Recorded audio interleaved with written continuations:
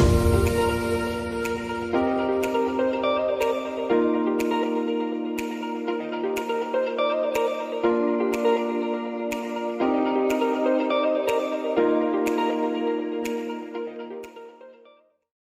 lain Pak, gelap. Aduh. Siapa lagi yang belum datang nih? Nih Kak Fadra baru Bang Dodo doang nih. Baru Bang nama. Dodo, karena kan Melda izin. Oh iya, Purba. Purba ya? Muncul. Jangan-jangan dia ke Bandung loh. Astaga. Jangan saingan sama gue dong.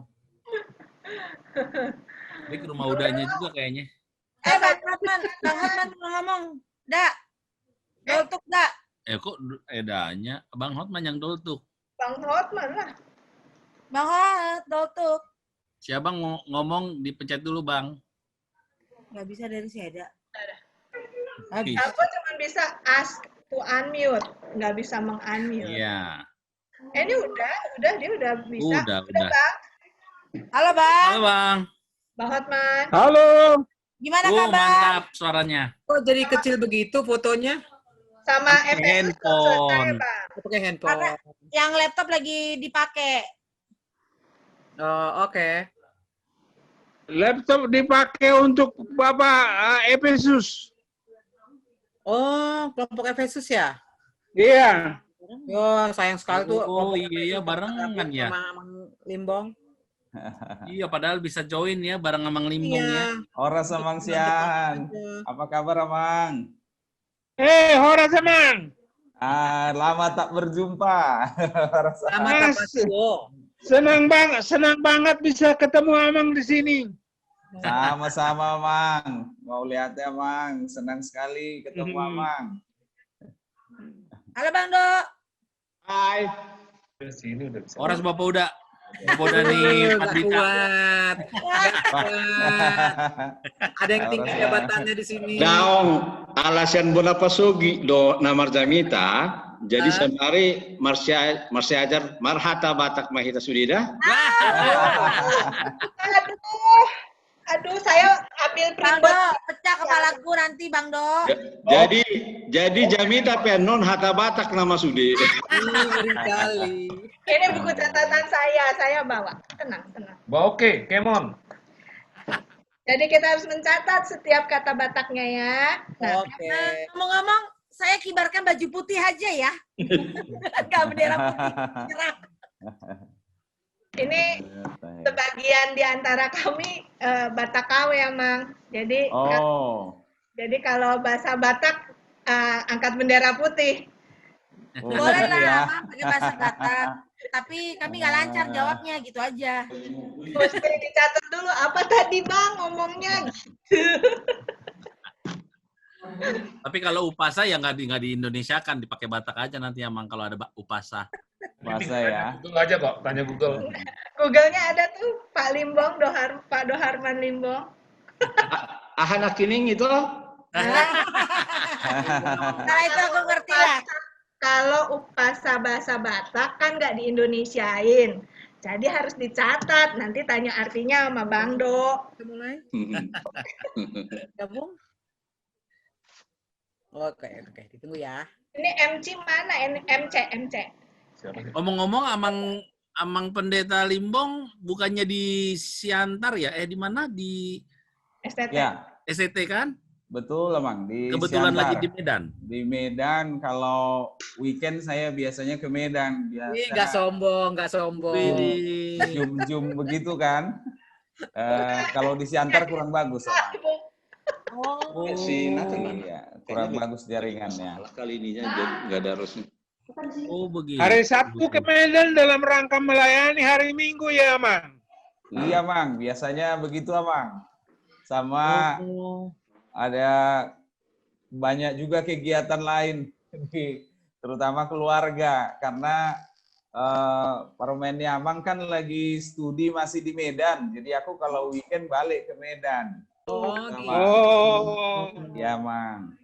Tapi karena PJJ sekarang kami udah fokus di daring, di kampus pun sudah daring semua, jadi lebih mudah kita jaringan di Medan ketimbang Siantar. Iya, Mang. Oh, internetnya lebih Iya. apa gitu ya?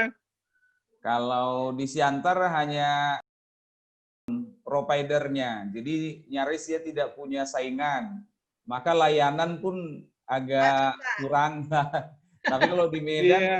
cenderung lebih bersaing, kompetitif, bagus-bagus lah jaringannya di kotanya ini ya, Mang. Tapi Iya, kalau gitu. di Siantar Orang ya, Indonesia lah. iya, Mang. Belum 4G mungkin ya di Siantar. Belum kayaknya, Mang, belum maksimal. Tapi udah Kalau boleh. 4G kan pasti bagus dia. Iya. Saya kemarin itu sama Lydia itu di Siantar, yang PA Lydia. Makanya jaringan agak-agak kurang maksimal. Bagus ya, Mang ya. Bagus, iya.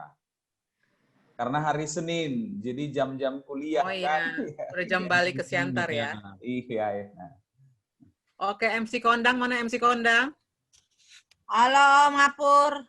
Kayaknya dari kamar hotel nih kayaknya nih. Ketahuan. Dekat-dekat Puncelut.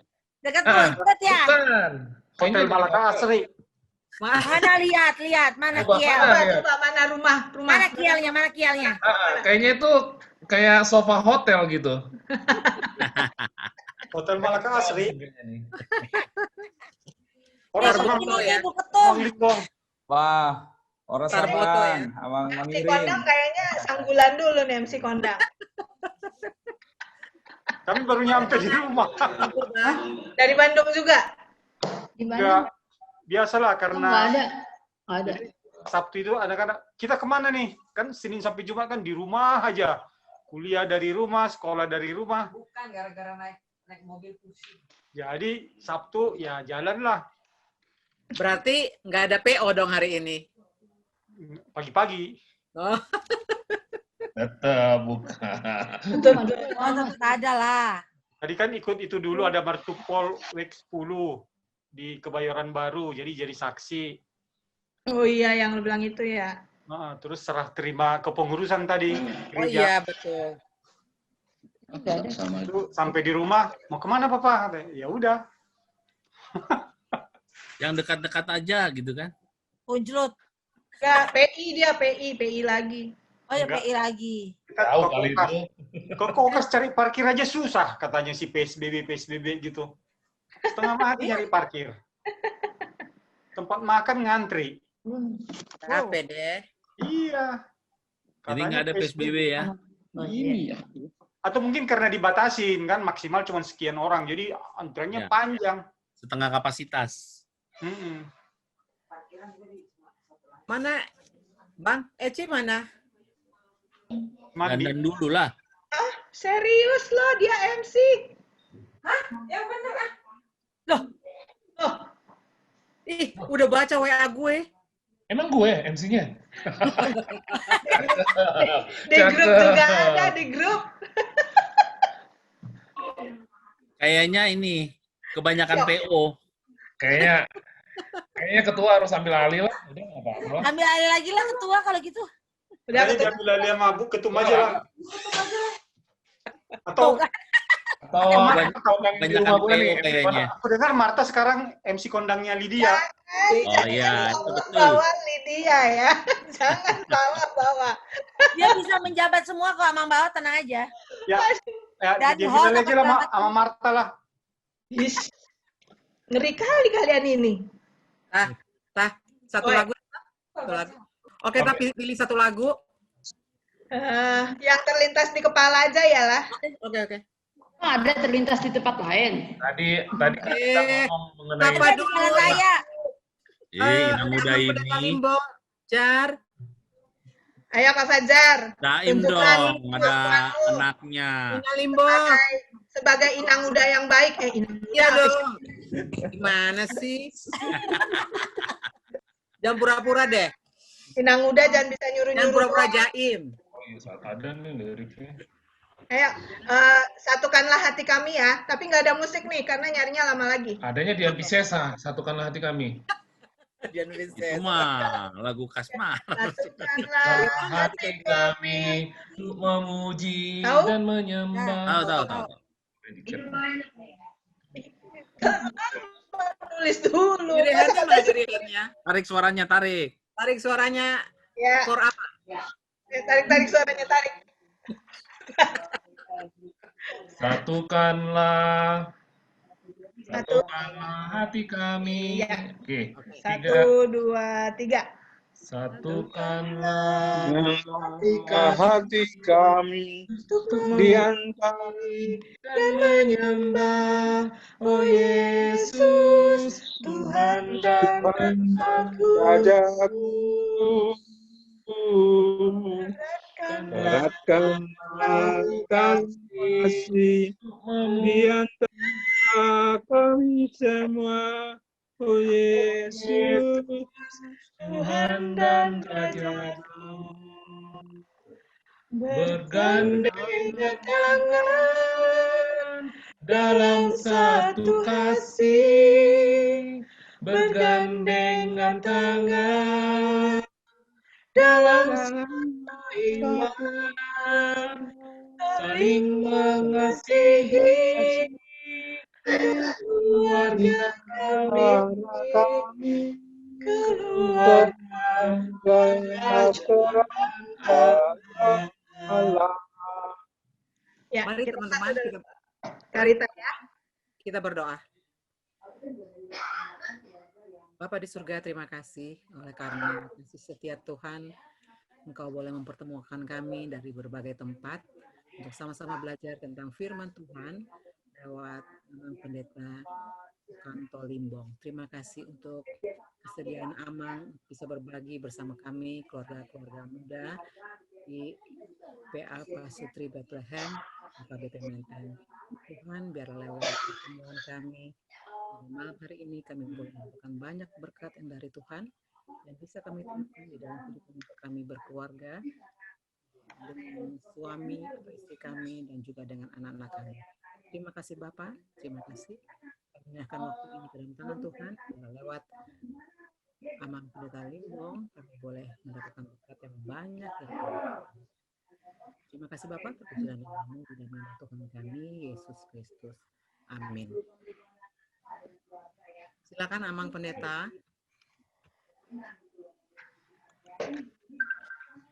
Baik, sebelum kita masuk dalam pembahasan mengenai topik kita, minta tolong kepada hostnya supaya saya bisa untuk share screen. Baik, baik. Terima kasih. Kita akan memasuki persekutuan kita dengan firman Tuhan dengan fokus kepada imamat rumah tangga di tengah norma atau normal yang baru di situasi pandemi yang sekarang ini sedang kita hadapi. Karena itu, sebelum kita masuk dalam membaca dan merenungkan firman ini, kita lanjutkan kembali berdoa terlebih dahulu, meminta tuntunan Tuhan, supaya kiranya firman ini dapat leluasa bekerja di dalam kehidupan kita. Kita berdoa, melanjutkan doa Inang Rita tadi. Kita berdoa. Bapa di dalam Yesus Kristus, tolonglah kiranya kami supaya sebelum kami membuka firman ini, kami telah terlebih dahulu membuka hati dan pikiran kami sehingga dengan Roh-Mu yang kudus, firman ini akan leluasa bekerja membaharui kehidupan kami bersama-sama di Pasutri Bethlehem ini. Dalam Yesus kami berdoa. Amin. Amin. Baik, kita akan memasuki pembacaan firman Tuhan dari 2 Samuel 23 ayat yang kelima. Sebelum membaca firman ini, saya menyambut dengan sukacita undangan dari Pasutri Bethlehem untuk bersama-sama. Rasanya udah lama sekali nggak ketemu.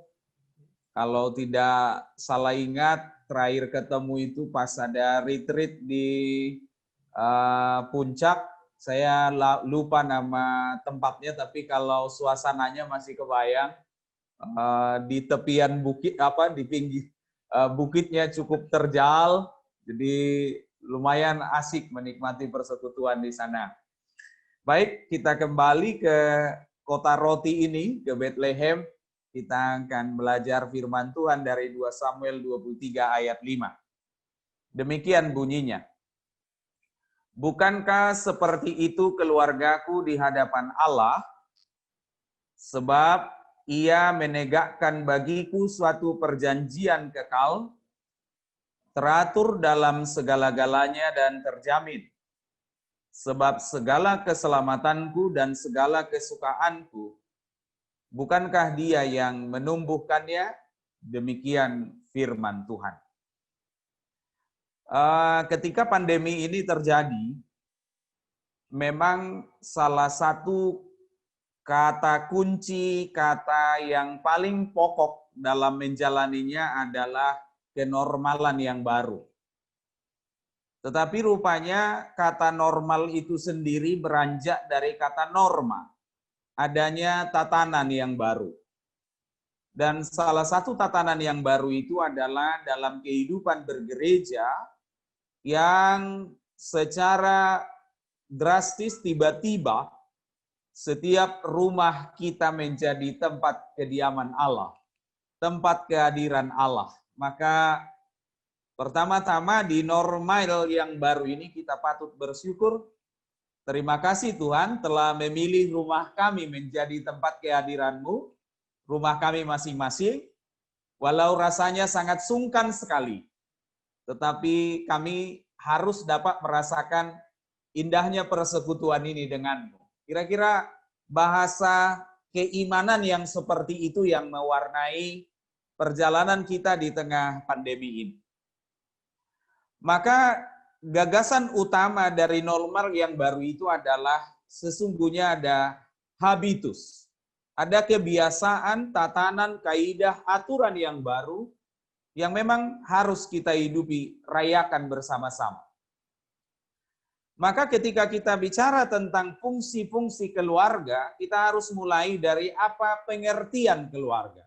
Supaya nanti fungsi imamat rumah tangga, imamat keluarga dapat mudah kita cerna, kita gumuli, kita diskusikan. Kita harus berangkat dulu daripada apa itu rumah tangga. Kalau di bahasa Indonesia perpaduan dari dua kata rumah dan tangga.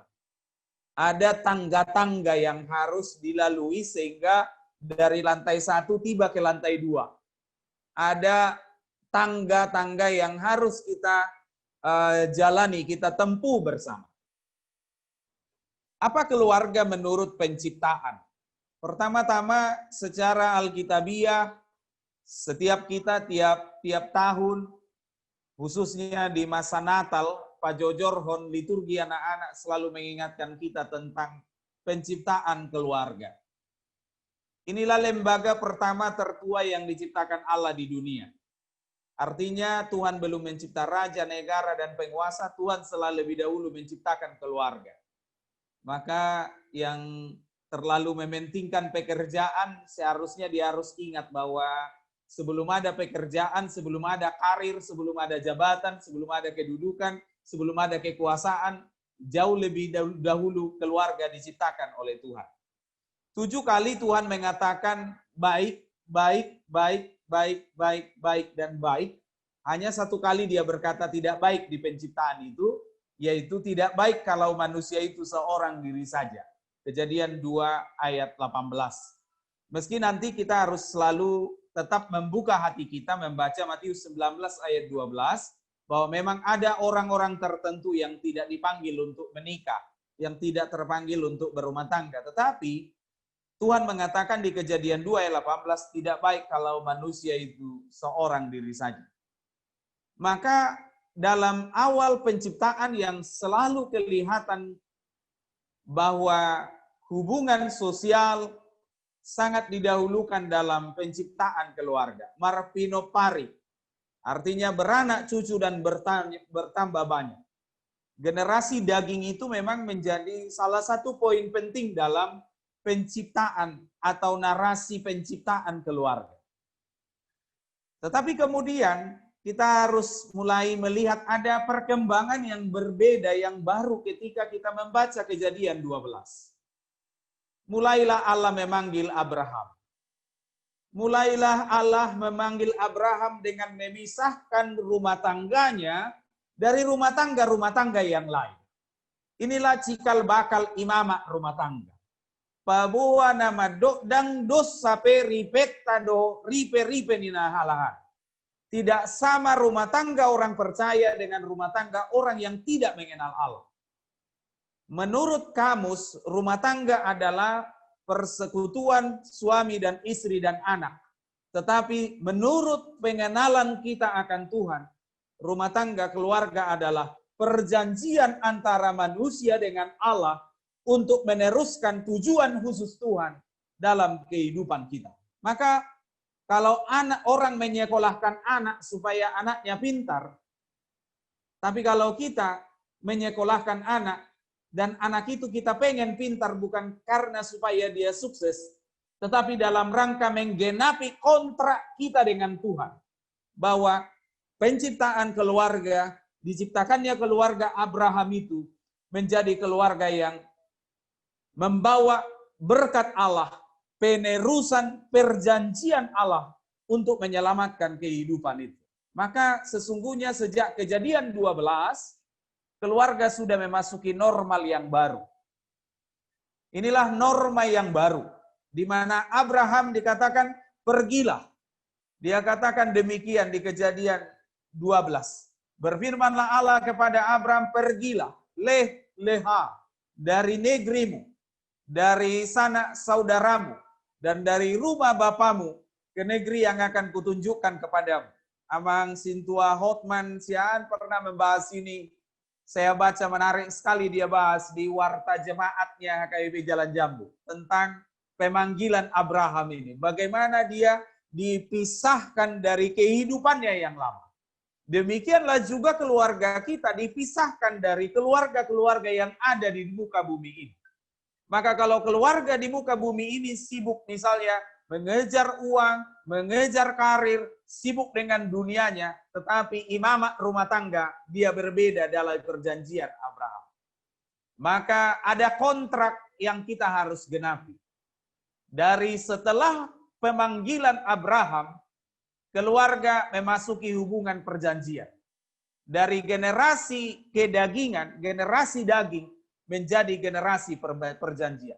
Dimulai dengan apa? Penjarakan. Bahwa Abraham harus berbeda, harus berjarak dari yang tidak dipanggil oleh Allah. Keluarga Abraham itu dipisah dari dunia yang sangat paganis, yang sangat memberhalakan dewa-dewi dengan sebuah tujuan khusus, diberkati untuk menjadi berkat yang diberikan oleh Allah. Maka dari itu, kita melihat bahwa keluarga kita hari ini ternyata bukan hanya sama dengan seperti keluarga-keluarga yang lain. Karena apa? Keluarga Pasutri Bethlehem, dia harus menjadi sarana menghidupi perjanjian Allah. Keluarga Pasutri ini harus menjadi sel asli dari perjanjian Allah itu. Hidup benamarsak halak Kristen mololawa nakona manadiko Tuhan Yesus. Ada banyak ayah dan ibu yang hatinya terluka karena anaknya tidak mengikuti Yesus. Karena apa? Ada perjanjian di tengah rumah tangga. Ada kontrak kita dengan Allah. Bukan hanya soal kita besarkan anak kita, maranak marboru, marpau puyana, marpau puiboru. Anggola ni tak nido, dan pola lau Yesus tu Golgata. Ay halahan, maranaki do, 5 penatana, maranak berisubit. Anggola ni tak ni maranak marboru, marpau puyana, marpau puiboru. Tetapi kita punya kewajiban untuk meneruskan perjanjian itu. Maka ketika gereja sekarang tidak bisa efektif berjalan dengan pelayanan, maka sebenarnya gereja harus lebih awal mempersiapkan tiap-tiap keluarga menjadi gereja-gereja yang sesungguhnya jauh sebelum pandemi ini terjadi. Namun kenyataannya sudah terjadi pandemi, Gereja bahkan tidak siap mempersiapkan keluarga-keluarga menjadi gereja. Buktinya mana? Belum ada regulasi, belum ada tata kelola, tata aturan bagaimana cara beribadah di rumah. Nyaris semua bikin sendiri-sendiri. Gereja kita KIB tidak punya panduan yang secara konkret, secara diakui bersama standar minimal. Inilah yang harus dilakukan oleh bapak. Ini yang harus dilakukan oleh ibu. Ini yang harus dilakukan oleh ibu kalau suaminya udah nggak ada. Atau ini yang harus dilakukan oleh bapak kalau ibu nggak ada. Ini yang harus dilakukan oleh anak-anak kalau orang tua nggak ada. Ini semua berjalan begitu saja. Nyaris tanpa sebuah pedoman. Karena apa? Sesungguhnya sejauh kita menggereja selama ini, kita tidak mempersiapkan keluarga menjadi imamat sesungguhnya dalam perjanjian Allah. Maka lewat keluarga kita keselamatan dikerjakan. Maka kalau kita lihat, Yesus dari keluarga juga, Yusuf dan Maria. Pusat rencana Allah selalu dia salurkan melalui keluarga. Maka penerusan perjanjian artinya pemisahan terhadap kehidupan yang lama, memutus rantai wabah dosa itu dilakukan Allah melalui Abraham. Maka sekarang kita lompat dulu lebih jauh. Setelah Abraham, lanjutlah ini panjang perjalanannya, tibalah kita pada Daud. Bagaimana Abraham membangun keluarganya, mewariskan kehidupan perjanjian itu kepada anak-anaknya, kepada Ishak dan seterusnya nanti, sampai kepada Yusuf. Lalu berlanjutlah pembebasan bangsa Israel dengan keluaran dari Mesir, lalu memasuki tanah Kanaan. Lalu setelah tiba di tanah Kanaan itu panjang perjalanannya, mereka meminta raja, dan salah satu dari raja perjanjian itu, yaitu Daud, mengatakan pidatonya seperti ini. Inilah salah satu unok nih, buhu-buhu nih keimamatan di dalam rumah tangga. Dia katakan, bukankah seperti itu keluargaku di hadapan Allah? Sebab ia menegakkan bagiku suatu perjanjian kekal. Maka imamat rumah tangga yang pertama, perjanjian kita adalah perjanjian kekal. Yang kedua, teratur dalam segala-galanya. Dan yang ketiga, terjamin. Jadi kalau kita bikin 3T, tetap, teratur, dan terjamin. Apa itu? Mari kita lihat 2 Samuel 23 ayat 5. Onma ruhut pangaripunan ni parumah tanggaon ni si Daud. Anggo mamereng rumah tangga, ngata bahas onti kita pasutri di puncak. Rumah tangga Daud itu rumah tangga yang paling rumit. Mungkin tidak ada rumah tangga yang lebih rumit sampai hari ini dari rumah tangga Daud. Apa itu? Anak laki-lakinya memperkosa anak perempuannya. Lalu karena kecewa dengan perilaku itu, Absalom membunuh pelaku saudara kandungnya itu. Lalu anaknya ini tidak puas dengan kerajaan bapaknya, dia bawa gerombolan untuk mengkudeta bapaknya. Jadi, molota bilang-bilangi, rudut situ tuduh rumah tangga. Alayah hamadi dokoniban. Duko dibolu si mana ragam niaka hamauloni. Saat maimana itu norma yang baru, normal yang baru itu, yaitu bagaimana fungsi keluarga di hadapan Allah. Dia mulai dengan komitmen yang tetap. Odo parjulu ni sahali naikon tadi di tonga-tonga di rumah tangga. Komitmen kita tentang Tuhan harus tetap. Mungkin sebagian dari kita adalah aktivis di pelayanan, sebagian sintua, sebagian di pelayanan-pelayanan kategorial atau non-kategorial yang lain. Alai unok ni rumah tangga na parjolo, komitmennya tetap. Yang kedua, teratur. Dan yang ketiga, terjamin. Secara komitmen, dia harus kokoh. Yosua bilang, aku dan seisi rumahku, kami akan beribadah hanya kepada Allah. Itu soal komitmen. Nggak boleh ada goncangan apapun. Maka ketika kita tidak mudah sekarang bisa bergereja di gereja, di rumah komitmen kita harus tetap. Kita harus konsisten menjadi umat Allah pun hanya dengan di rumah saja kita beribadah. Yang kedua, disiplin rohani kita harus jelas. Dan yang ketiga, keluarga kita menjadi benteng, menjadi haposan di tengah-tengah perjalanan. Maka kita mulai membahas seperti apa bentuk dari imamat keluarga itu. Amang dan Inang, ibu bapak semua, kita semua tahu dari kata imam. Imamat itu dari kata keimaman. Bahwa di tengah-tengah rumah tangga ikon ojak do parsaurata do debata. Nang pedang iko borhati tatu gereja, tetapi di tengah-tengah rumah tangga kehadiran Allah itu harus senantiasa dipastikan hadir.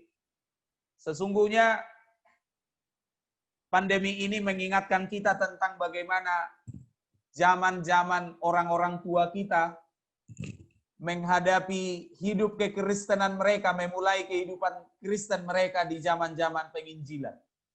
Saya baru membantu menulis buku pelayanan guru Zending, guru Peter Naiborhu. Nanti kalau Amang Inang Pasutri mau, saya bagi gratis lah. Saya kirim ke Jakarta, nanti entah bagaimana cara mendistribusikannya, bolehlah Bapak muda Inang muda saya yang bagi-bagilah sana. Tapi ternyata guru Peter ini pernah selamat dari tangkapan Belanda. Jadi pernah suatu ketika Belanda datang sweeping untuk mencari siapa yang anti Belanda. Padahal guru Peter ini di kamarnya ada satu poster besar menolak penjajahan Belanda. Tapi gagal rencana sweeping itu, mereka selamat tidak ditangkap karena di atas meja tamunya ada buku Ende, ada Bibel, dan ada almanak. Lalu Belanda ini katakan, Pandita do Parjabuon. Tapi guru Zending di mana? Beda itu. Pandita do Parjabuon. Karena dilihat ada Bibel, ada buku Ende, ada almanak. Kenapa? Karena disiplin rohani mereka, imamat rumah tangga itu selalu tegak di mereka. Kebaktian tiap hari. Dan ketika kita melihat kehidupannya, Satabi Panangganaipe, dia punya peliharaan, ikut menggonggong kalau dia kebaktian malam sudah mulai. Itu Panangganai Marede. Itulah bahasa tanda petik. Bagaimana mereka menghidupi imamat rumah tangga di zaman. Nah, itu yang dipaksa oleh pandemi ini. Tetapi banyak yang gagal. Kalau mereka tiap hari menyembah Allah di rumah, zaman sekarang di pandemi ini belum tentu setiap rumah tangga rajin beribadah hari Minggu di rumahnya masing-masing. Tapi kalau di Pasutri itu tidak ada. Tidak ada yang malas. Dan termasuk tidak ada yang mau ngaku. Karena semua memastikan bahwa Allah harus hadir. Allah dipuji di tengah-tengah keluarga kita. Amin ya, Amang Inang ya. Nah, esensi kebapaan selalu terkandung dalam spiritualitas keimaman. Bagi yang sudah tidak punya suami, si ibulah yang menjadi wujud dari Todi Hamalimon di tengah-tengah nih rumah tangga. Jadi satabi amang malim doham. Memang tidak ada penahbisan khusus bagaimana para bapak-bapak ini menjadi imam. Tetapi itu melekat pada fungsi-fungsi setiap bapak menjadi imam di tengah-tengah keluarga. Maka setiap bapak secara alami ia menjadi imam dalam keluarga. Pernah kami berdiskusi panjang. Molo padita inatai. Ise do malim di jabunai. Totong do amangi. Nang pe inatai do na padita. Alay amangi do tong malimna. Dialah imam. Jadi patorakonod do na mau ditoba. Ay say marjuji do malimon. Tengget do malimon mula siya lamo. Nah untuk anak-anak ini hambar. Tapi kalau di kota puji Tuhan. antara presentasi bapak-bapak dan ibu-ibu ke gereja itu balance. Molo itu badao, ama merangge-langge, ina merengge-rengge. Jadi amat taidanga dong ipardulion. Maka yang paling kewalahan kita adalah di daerah-daerah Toba sini. Di Sumak, Samosir, pokoknya 5 kabupaten na di Tobaon.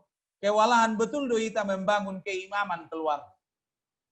Maka meski tidak didapati adanya upacara penahbisan secara khusus untuk peran seorang bapak, saya garis bawahi bagi yang sudah janda, ini peran seorang ibu menjadi imam dalam rumah tangga.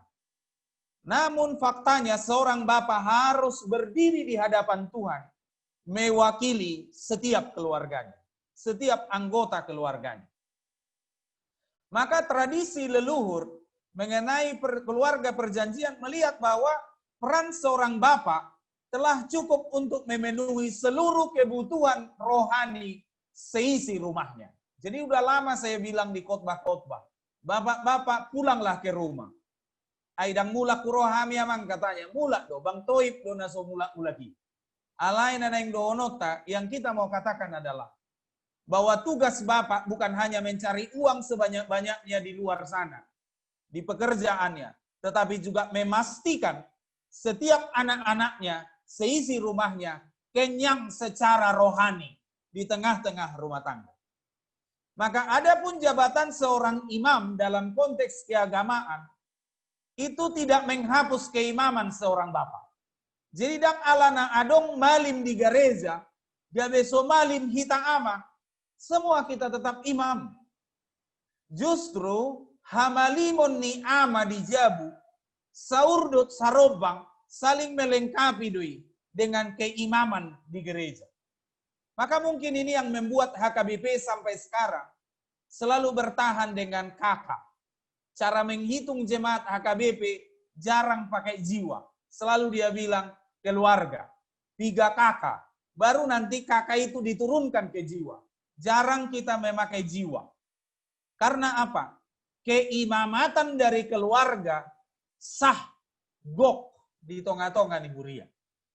Maka kalau kita lihat di budaya di sekitar Israel, budaya di luar Israel, seringkali memandang dewa ayah sebagai dewa yang lemah, yang tidak efektif. Maka kondisi ini yang justru sangat bertentangan dengan apa yang digariskan oleh Allah Israel itu.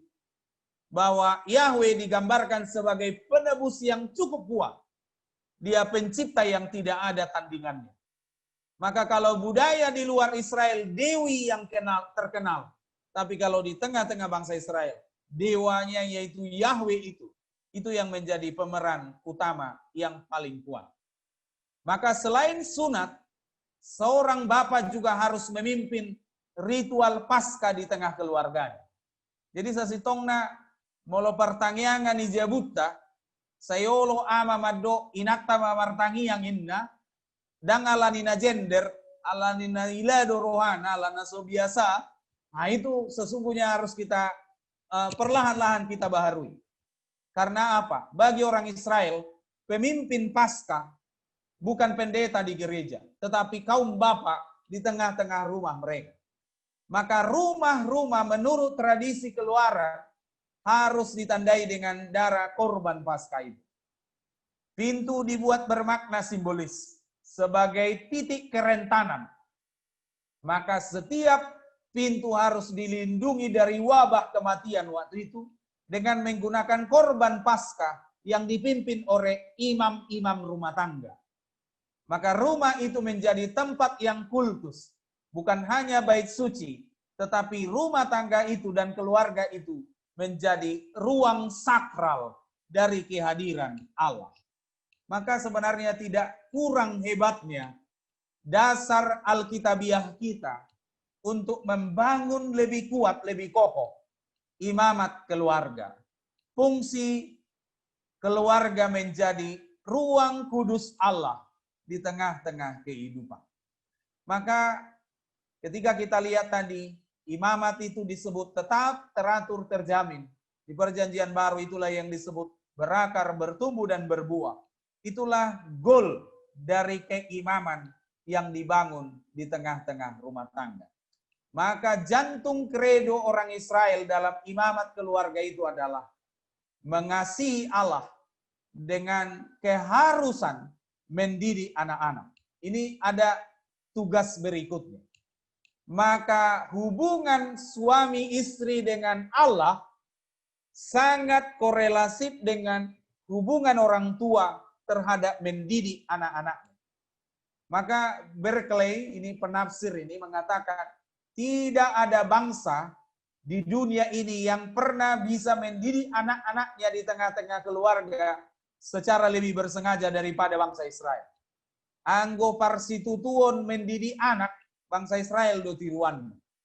Karena apa? Pembentukan keturunan yang saleh bagi mereka itu jauh lebih penting dari baik suci. Artinya tanpa generasi umat Allah, perjanjian Allah tadi akan hilang, akan hangus.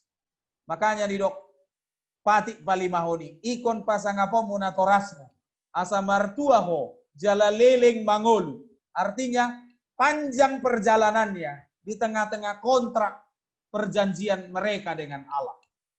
Maka kehadiran pendidikan di tengah keluarga ini menjadi kata kunci yang sangat penting. Lalu sekarang kita tibalah ke masalah sedikit implikasi. Masalah utama keluarga-keluarga di Jakarta, di Samosir, di mana-mana di tengah new normal ini. Masalah tekanan ekonomi dan problem kesehatan semakin kompleks. Ini luar biasa. Al Jazeera tanggal 28 Maret bersama media-media yang lain menyebut bahwa dampak kemiskinan dari COVID ini lebih besar dari dampak kesehatan. Jadi malo do jago do COVID. Bui do ibai jolo Malaysia ubiuni baru behona iba. Artinya kemiskinan menjadi persoalan yang amat serius. Banyak orang tua yang tidak mampu kerja dari rumah. Bukan karena dia tidak mau dan tidak ingin, sangat ingin. Tapi perjalanan pulang ke rumah untuk kerja dari rumah itu terlampau jauh. Banyak keluarga yang bisa hanya hidup dari tangan ke mulut. Tangan ke mulut artinya dia nggak sempat ke dompet. Artinya nggak sempat nabung. Nggak sempat singgah. Bihais manogot, dituduk botare. Bahasa orang Batak bilang begitu. Kita juga semakin berhadapan dengan ketidakpastian. Tapi puji Tuhan, mudah-mudahan nanti vaksin ini sudah semakin menolong kita untuk melihat hari depan yang lebih meyakinkan. Tapi timbullah masalah berbagi ruang di rumah. Mulailah muncul ibu-ibu jadi guru SD jam 8, guru SMP jam 10, guru SMA jam 12. Semua harus dilakoni. Tanpa basic pendidikan seorang guru. Dia harus siap. Tapi ibu-ibu pasutri Bethlehem bersyukurlah. Karena di Samosir ceritanya berbeda. Walau Akainang hanya mempersiapkan anak-anak belajar. Di Samosir berbeda. Ibu-ibu harus lari-lari. Untuk cari kejar-kejar siapa di kampung itu yang punya handphone, yang bisa gadget. Lalu ketika itu dapat dipinjam sebentar. Supaya anaknya bisa belajar. Itu tantangan kita di desa-desa sekarang ini. Selain ketersediaan jaringan, tetapi kita juga sangat bermasalah dengan ketersediaan daripada sarana alat-alatnya. Dan masalah kebutuhan rohani yang lain. Tetapi fokus imamat keluarga adalah selalu disebut begini. Oma dalat talau mamudaya kayana kota. Apa dikatakan? Apabila anakmu bertanya. Jadi ini salah satu cara orang Israel mendidik anak. Molo isukuni anakomiho alusima. Jadi ternyata mereka harus jadi subjek. Bukan mereka jadi objek. Anak bukan pajangan. Tapi anak adalah subjek dari pengenalan akan Tuhan. Maka tugas para imam di keluarga, sebagai suami dan sebagai istri, bangun interaksi tentang Tuhan. Asai sukuni anak kotai. Ai burzunai Tuhan yate. Hebat kali Tuhan itu ya, Mak. Luar biasa Tuhan kita itu ya, Pak. Supaya mereka kemudian mengalami perjumpaan pribadinya dengan Tuhan. Tugas kita membangun kesadaran yang konkret di hadapan anak-anak kita. Menciptakan ruang-ruang yang mengandung keimanan. Mengandung keintiman dengan Tuhan. Sehingga semua anggota di rumah kita menjadi imam masa kini. menjadi subjek daripada persekutuan kita dengan Allah. Amin. Mau lihat tema di kita. Mari kita terlebih dahulu berdoa. Bapa di dalam Yesus Kristus, terima kasih telah mempersiapkan kami terus untuk menggenapi tugas-tugas keimaman kami sebagai orang tua, sebagai pasangan suami istri, sebagai suami dan sebagai istri di tengah-tengah keluarga kami.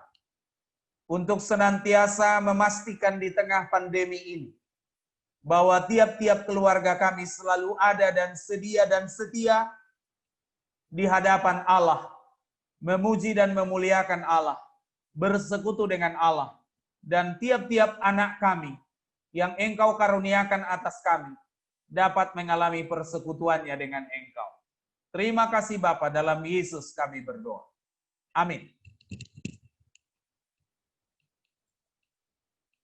Baik, Amang dan Inang, sebelum kita mungkin melanjutkan dengan nyanyian, apakah dimungkinkan ada semacam diskusi?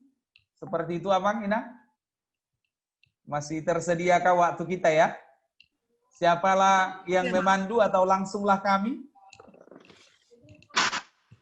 Boleh, Amang. Amang yang pandu juga nggak masalah. Oh, Inang Rita lah. Inang Rita lah. Silahkan, Inang. Oh, oke. Terima kasih, Amang. Kalau aku dengar dari Amang, rasanya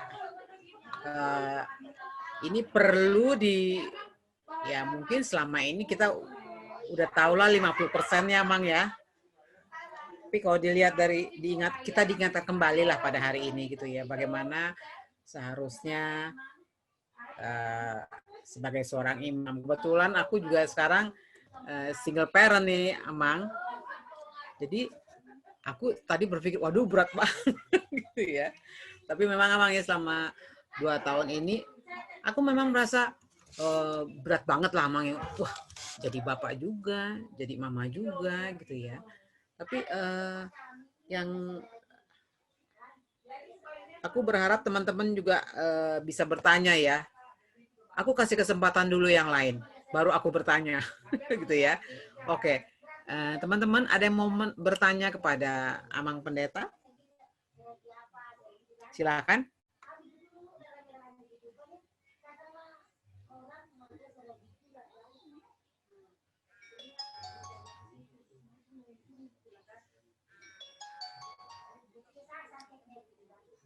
Adakah? Wih, kayaknya sepi banget nih.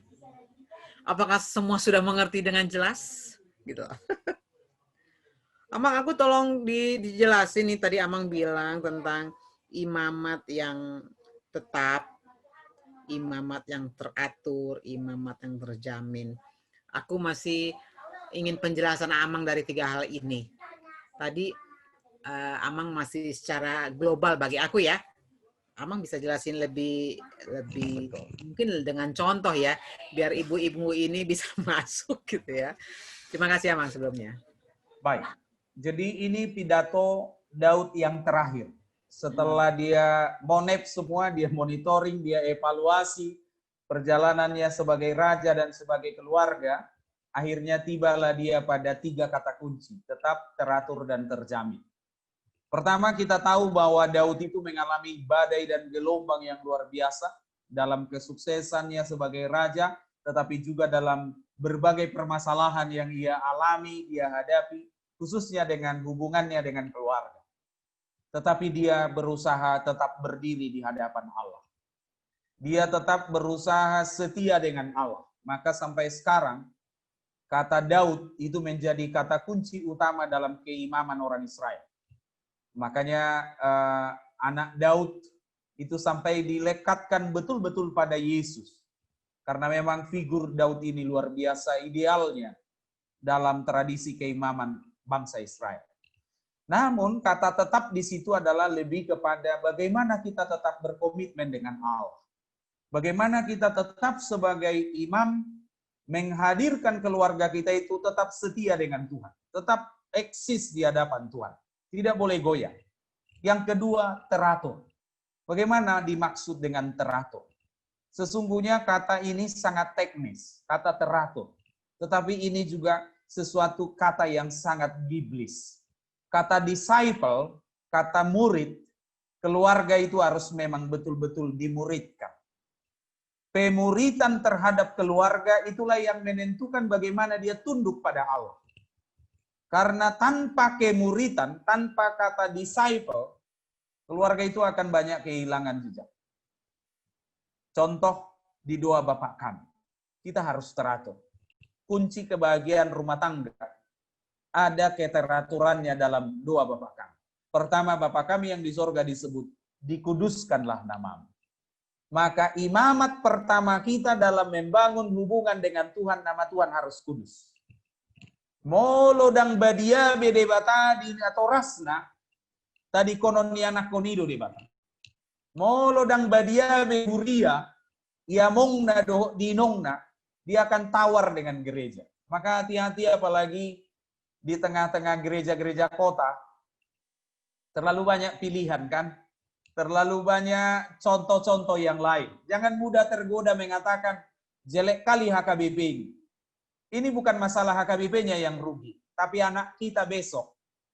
Takutnya dia tidak nyaman lagi dengan HKBP karena ucapan-ucapan kita tadi, bahkan sampai suatu ketika, dia bisa kehilangan arah.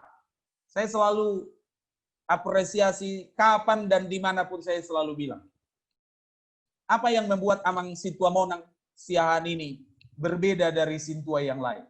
Karena dia selalu berhasil memuridkan, mendampingi, Husutoyo Lao Amang Monang. Tu dia pe balau batong gimana? Asal maya KBP, halahido ido figurnya. Kenapa bukan pendeta? Kenapa bukan yang lain? Karena mungkin kita tidak memulai kata pemuritan dalam tanda positif ya, dalam artian yang lebih positif. Jangan alergi dengan kata pemuritan. Itu bukan pinjaman dari harismatik, enggak. Teks-teks perjanjian lama paling tinggi menyebut status kita adalah murid. Maka Amang Sintua Hot Mansiahan, maksud saya, maaf, Sintua Monang selalu. Amang Sintua Hot Mansiahan. Kenapa mereka? Karena selalu memperkenalkan HKBP yang positif. Benar, HKBP itu banyak kurangnya. Tetapi, untuk mempersiapkan kita generasi yang lebih muda, dia lebih baik memperjelas bagaimana Tuhan yang dikuduskan di HKBP. Atau mungkin dimanapun kita sekarang bergereja, bukan di HKBP atau di HKBP pun, selalulah Amangina. Kita jaga kekudusan Tuhan di rumah tangga. Istri-istri, sekesal apapun kita, Tuhan harus kudus. Inang Rita di masa tugas parenthood-nya ini, memang menarik do teologi nih HKBP Inang taringo tu rumah tangga na sendiri, single parent. Da ngadong di do nasomaramay HKBP. Nasomarina do adong. Nasomarama da ngadong. Karena selalu ada ama, adong do ama na di surga. Itu cara HKBP memandang keimaman di tengah-tengah keluarga. Alain nasomarina, adong. Misalnya di Tangiang agenda, Amang Inang Situa, kamu di agenda nih HKBP untuk doa akhir tahun dan doa Natal, saya lupa. Di Tangiang Dung Jamita, ada di belakang disebut Nasomarina. Pernah bagian tata usaha kita di Kewaran Lama dulu bertanya, ay salah cetak agenda, dan ibayan Nasomarama, katanya, daw, ngapa sih ini? Ay memang dah dong Nasomarama. Sudah do marama di HKBP. Pinomat nasasadai. Ama na di surga. Ay gudang do, berayah ada jolman wengon ale, berayah tiada. Molotiki mek danahi hore papa bulangin na. Alidung magodang danahon gawat de papa bulangin na. Ay tengget dua tong. Lilu do, kan begitu ya. Sini pado mampedang lilu danahon. Ba imam dari Gijang Imam. Ama dari Banua Gijangin. Tetapi nama Tuhan harus kudusin. Nama Tuhan harus kita jaga kekudusannya. Ido say hasea do anaknya kaina nama ban. Ala boha. Dan adong tu dia habidingan na. Ia seholat tu amai jala say totong marsiho tu si pait na sungod dia pe kusina may mana marsirang. Maka Tuhan itu selalu kudus di hati anak-anaknya. Bapa kami, dikuduskanlah namamu, datanglah kerajaan. Jadi sudah rumah tangga ikut Tuhan do gabe raja. Dan mertua gabe raja. Dan si matua gabe raja, dan ama gabe raja, dan ina gabe raja, Tuhan jadi raja. Ketiga, jadilah kehendakmu. Jangan kehendakku, jangan kehendaknya, jangan kehendak kita. Jadilah kehendakmu. Keimamatan yang teratur. Jadi molo Jepang ama do ina nasongoni, luar biasa udah ngului. Lalu berikanlah kami makanan kami yang secukupnya. Imamat yang berikutnya adalah mampu mengatakan cukup. Karena rumah tangga paling bahagia bukan karena gajinya paling besar, tapi karena mampu mengucap syukur. Rumah tangga yang paling susah bukan karena gajinya paling kecil, tetapi yang tidak mampu mengucap syukur. Yang tidak mampu mengatakan cukup. Baru nama ngihut di do ampunilah. Keluarga yang bisa saling mengampuni. Ai berpotensi do suami istri saling menyakiti. Makanya disebut bila ditampar pipi kanan, berarti orang itu dekat. Sampai nampar. Enggak disebut bila dibedil, moloi senapan, berarti orangnya jauh. Molo diketapel, berarti orangnya jauh. Ini berarti orangnya dekat. Maka disebut ditampar. Maka yang berpotensi saling tersinggung, itu adalah sebagai suami dan istri. Tapi imamat kita harus imamat pengampunan. Imamat yang mau saling mengampuni. Minggu yang lalu, IUP itu memulih, ujian terakhirnya apa? Mengampuni saudara-saudaranya, sahabat-sahabatnya. Ima contoh nenang, bagaimana imamat kita itu imamat yang teratur. Yang terakhir, imamat yang terjamin. Apapun yang dikasih Tuhan, aman. Bahasa sekarang, aman-aman. Aman Pak, aman Bu. Kita harus bisa mengamankan. Ro si taono ninang Rita, ro habuk di roha, aman bikin inang. Bapak-bapak, ibu-ibu, apapun yang terjadi, Tuhan aman. Kita harus aman. Nggak boleh ngaco, nggak boleh kalap, gugup, gagap. Nggak boleh kemudian kita kehilangan arah. Harus terjamin. Ro natabo, aman. Ro nasulit, aman. Ro nadugo dia betaho, aman. Itu cara hidup. Bagaimana mereka merayakan keimaman di tengah-tengah bangsa Israel. Ai molo tabereng bangsa natelu du terus. Carang do bangsa Israel monang marporang. Juju tetelu do. Alai ihataluape mereka terjamin. Ai nasipata politiki pogos aman do, terjamin do. Sido sudah todini haporsiauni sido. Tiki sodapok proyeki batang yang niamatai mantak do, mama. Doakan mak proyek kita ini. Ya bapak lain berdoa. Enggak mak, doamu lebih didengar Tuhan. Ini enggak do. Alai hola gol proyekon. Doa dulu pak. Ada meeting. Doa lah kau ya. Inna. Hola tabaruina memana roh. Ibetang yang najepek nama. Tuhan berkati proyekku sepanjang tahun yang akan datang. Sampai jumpa malam tahun baru tahun depan. Ini mana nama? Jadi gabedang terjamin do. Fungsi keimaman di rumah tangga itu benteng. Benteng itu berarti tempat perlindungan dan tempat pelatihan. Itu rumah tangga. Maka Tuan Jokowi, dia bisa melayani Indonesia 2 periode ini. Lahir dari mana? Dari rumah tangga kan? Mulai dari rumah. Maka siapa kita sampai di ujung sana, sesungguhnya siapa kita yang dibentuk di benteng kita itu. Jadi keluarga itu benteng. Jadi jangan mudah merongrong benteng. Ai gudang do bapak zaman now, anggo pasutri betle mengaka na dewasa do ideso. Marbadai do inatai mengadu tu mama na, mami dio melo-melo istriku aku mami. Inna, mami naupe bobodohnya terlalu sempurna. Kenapa kau nak? Mami jemputlah kau, inna muse. Kan? Keluarga itu kita harus benteng. Nggak boleh beber-beberin penyakit pasangan kita ke medsos gitu. Apaan lah gitu. Keluarga harus jadi benteng. Keluarga harus jadi tempat di mana anak-anak panah itu disiapkan untuk diluncurkan ke dalam kehidupan yang sesungguhnya. Jadi, ido unok ni padohan ni 2 Samuel 27 ayat 5. Bahwa apa dan bagaimanapun tetap terjamin.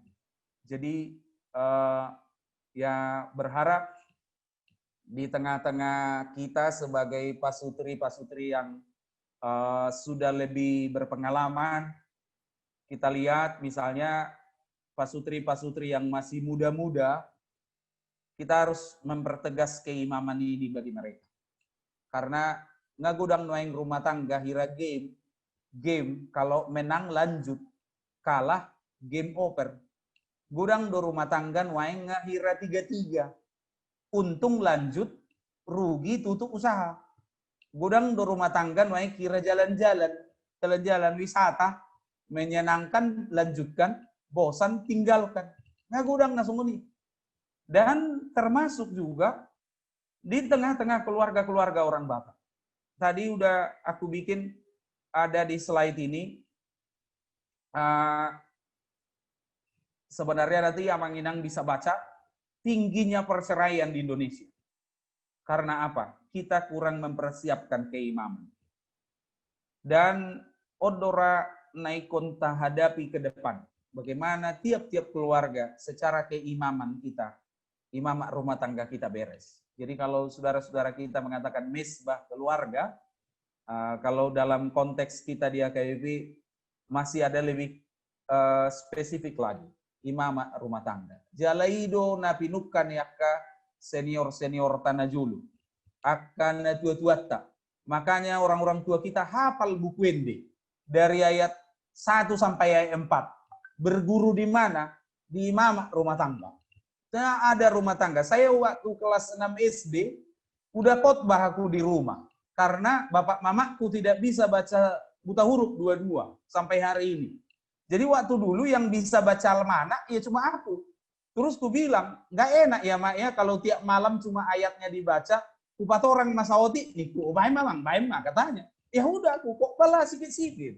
Entah merambalangan, entah bagaimana Pak Dangi Boto nih ngomeng. Tetapi Bapak Udainang udah saya ini salah satunya orang tua mereka itu satu keturunan, satu cabang ke cabang selalu menjadi imam teladan di tengah-tengah keluarga besar kami. Karena olan nibereng sian dadao na amen akiba sotung salan non. Karena kita melihat figur-figur mereka itu bukan menakutkan, bukan seram, bukan, tapi kita takjub, kita salut dan bangga. Sedikit boleh berbagi Mang Inang. Saya jadi pendeta gara-gara salah satu dari sintua kami yang waktu itu adalah keluarga dari Bapak Udainang muda saya. Jadi mulai buat di mana bu bibelon tu gereja, ngahira suruh-suruan buida. Maka waktu ke pangururan kami Maronan, saya suruh mama saya beli dulu buku Ende. Nah, dibelilah buku Ende ini, tapi udah pakai kontrak ini. Nanti akan cuci piring, akan masak, nyapu rumah, harus serajin-rajinnya demi buku Ende. Jadi waktu ke kampung kami itu kan harus jalan 3,5 kilo, jalan kaki. Ada namanya adian. Adian itu bukan adian Nabi Tupulu, tapi itu adian tempat mampir, tempat berhenti. Biasanya di Batu Bolon namanya. Jadi kita itu menoleh ke belakang, sudah seberapa jauh, dan berapa jauh lagi ke depan. Udah ada makarajang non. Ku peganglah buku Ende ini. Karena udah nggak tahan lagi. Pengen pegang seperti mereka pegang itu. Kalau sintua kami tadi kulihat di gereja. Datang mama saya bilang apa? Pak masuk tuh karajang. Di berengan non. Holan situa dona boy maniuk. Songoni katanya. Ku masukin lagi ke dalam. Tapi dalam hati. Suatu saat saya harus jadi sintua. Harus biar bisa pegang begitu. Kebayang nggak ibu bapak?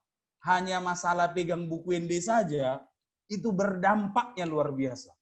Memengaruhi sekali ke dalam kehidupan saya secara pribadi. Itulah contoh kecil. Ternyata imamat-imamat yang seperti itu adalah teladan yang paling menolong di tengah-tengah kehidupan kita. Amin. Silahkan Inang, dilanjut Inang Ritang. Berarti ini menyangkut Purba. Iya. Selamat malam, Amang. Silakan. Iya, Inang. Selamat malam, Amang. Saya fansnya Amang di akun YouTube-nya Sukanto Limbong. Oh, makasih, Nang. Makasih. Oh, mantap. Aduh. Jadi Iya, malu, Inang. maju terus akunnya ya, Amang ya. Siap, Jangan Siap. hanya setiap hari Minggu, Amang. Kalau setiap hari misalnya, aku pasti selalu nonton. Makasih, Nang. Makasih.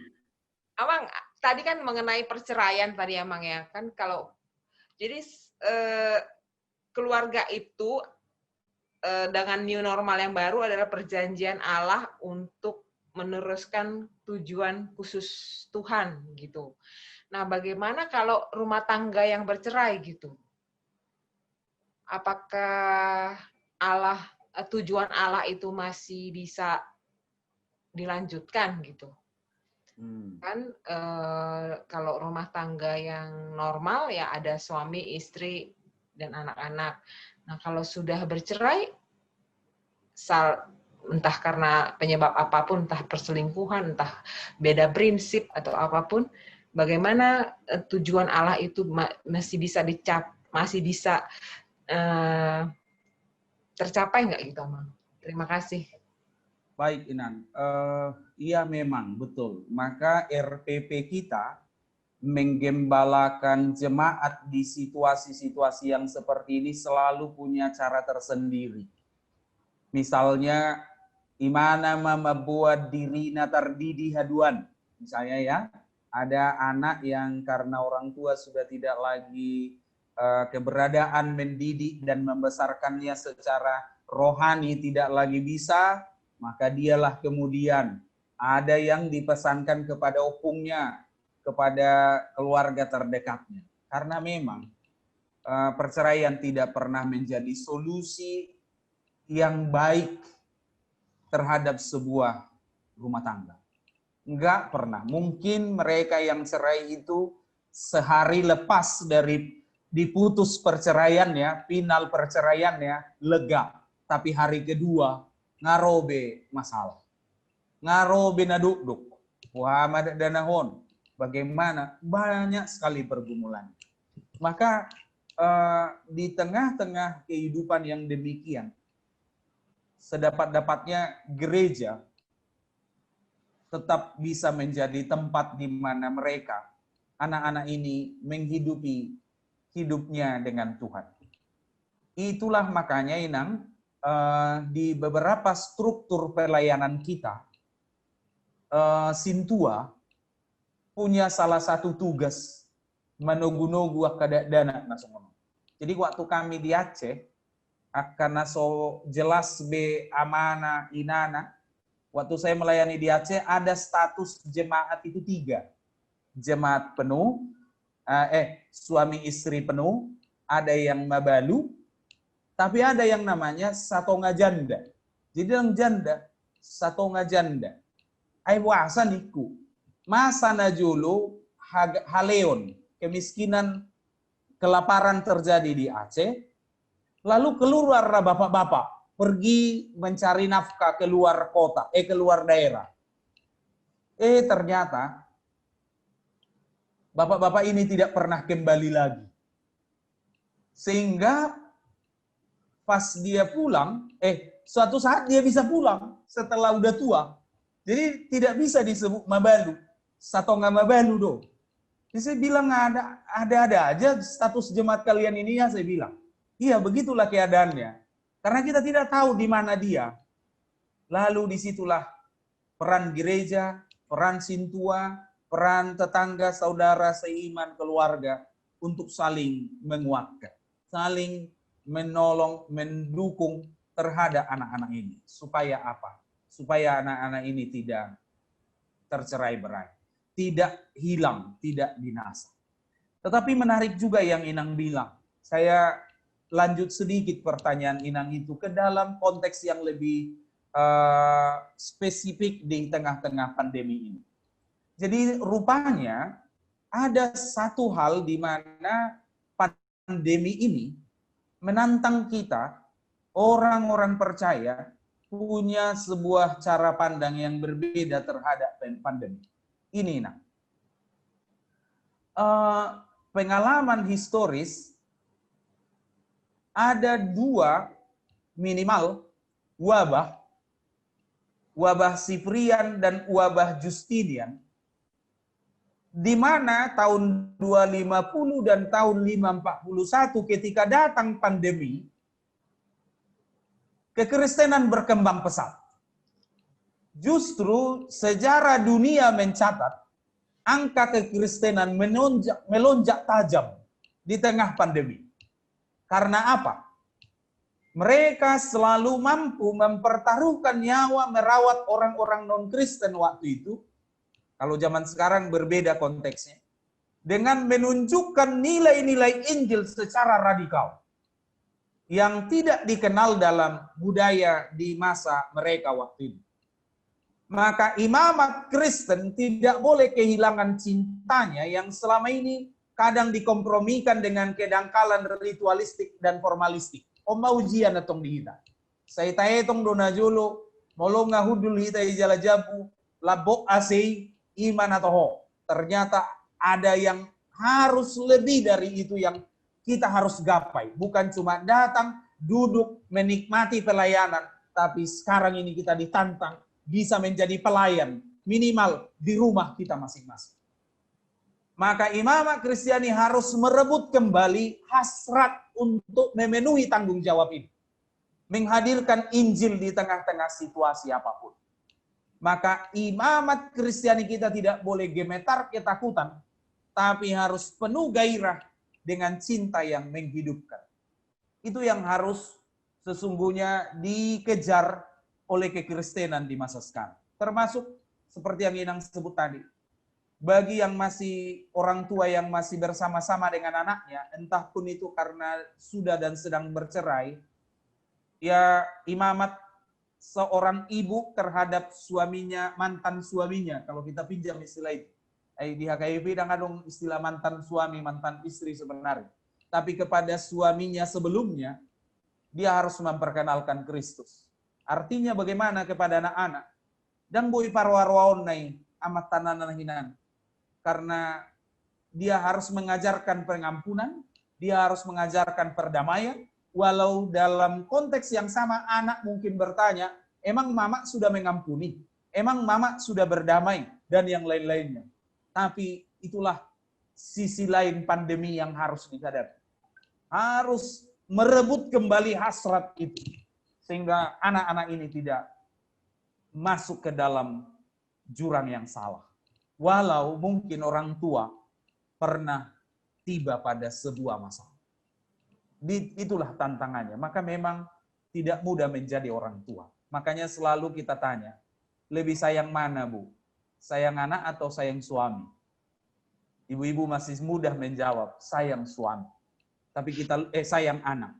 Lebih sayang anak. Saya nggak tahu, Inang muda saya ini lebih sayang bapak muda atau lebih sayang anak-anak Inang muda?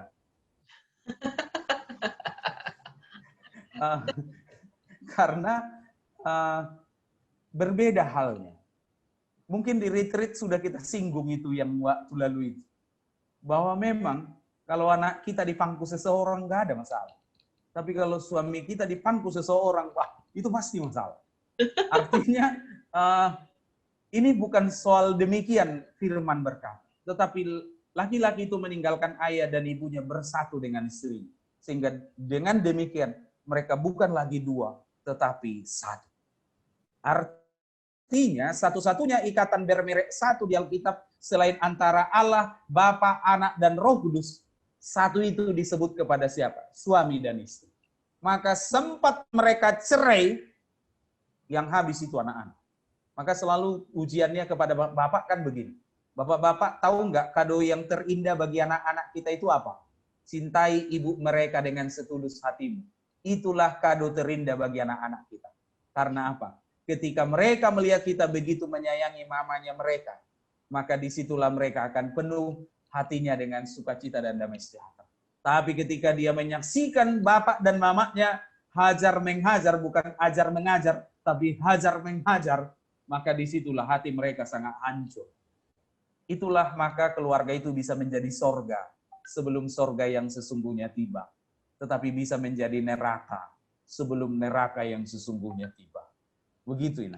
Jadi keluarga harus merebut kembali hasratnya untuk memastikan Tuhan didahulukan di tengah-tengah rumah tangga.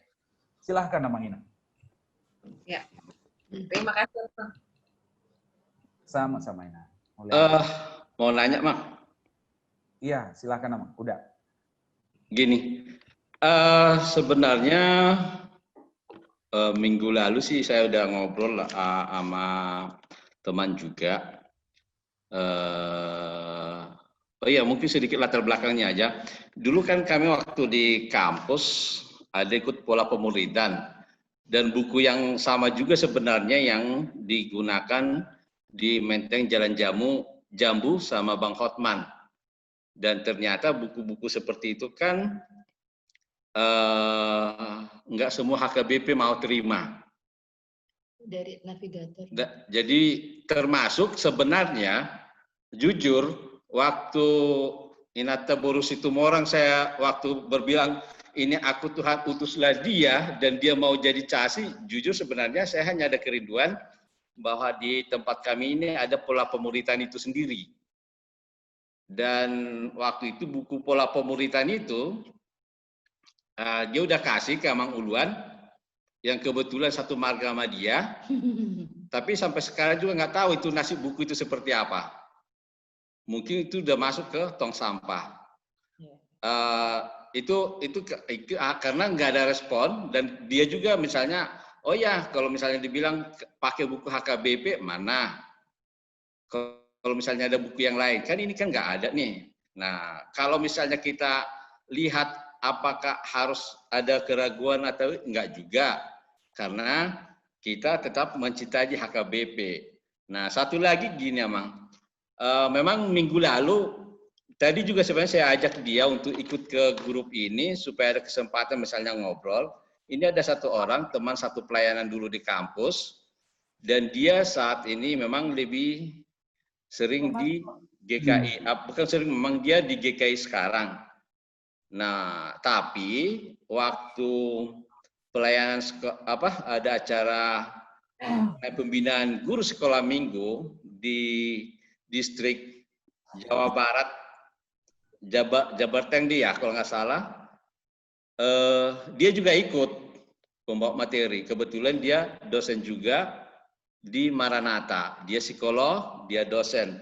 Memang tadinya mau ikut gabung, saya berharap, karena dia bilang gini, mungkin kalau kita mau pegang kelompok kecil, belum tentu semua HKBP mau, katanya. Tapi kalau mungkin kita bisa ketemu, ngobrol, pemahaman kita seperti ini, kerinduan kita seperti ini, karena kebetulan juga Amang dari Parsamean di sana, mungkin ada hal-hal lain yang bisa dikolaborasikan, itu sih tadinya. Dan saya tadi waktu saya ajak nggak bisa, terus saya bilang gini, mungkin lain waktu.